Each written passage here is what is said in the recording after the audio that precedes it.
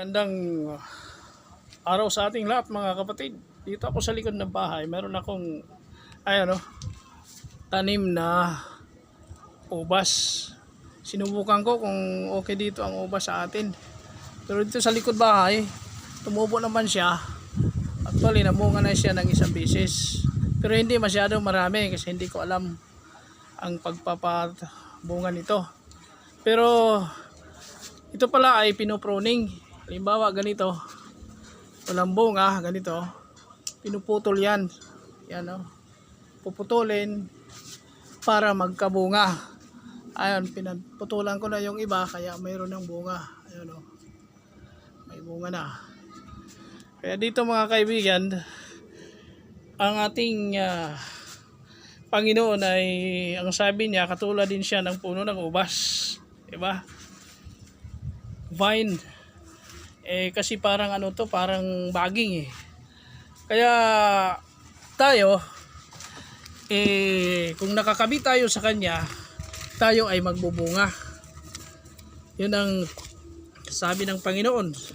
Kaya dito, ito yung sinasabi niya sa John 15 verse 5. Sa Tagalog, ito yung sinasabi, ako ang puno ng ubas, kayo ang mga sanga, siya nananatili sa akin,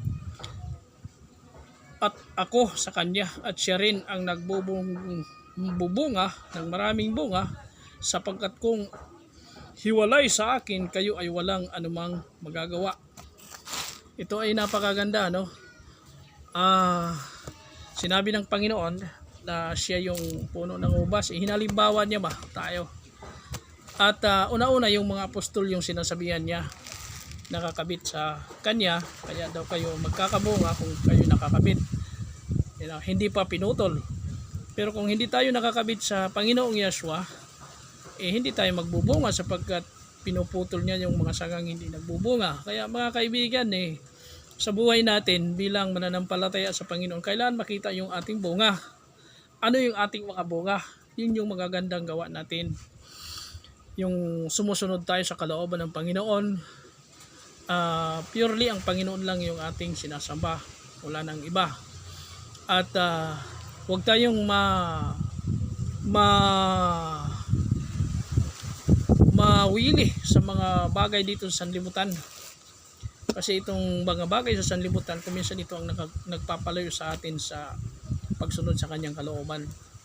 Kaya dito mga kaibigan, actually ang daming verse dito patungkol sa vineyard or sa vine.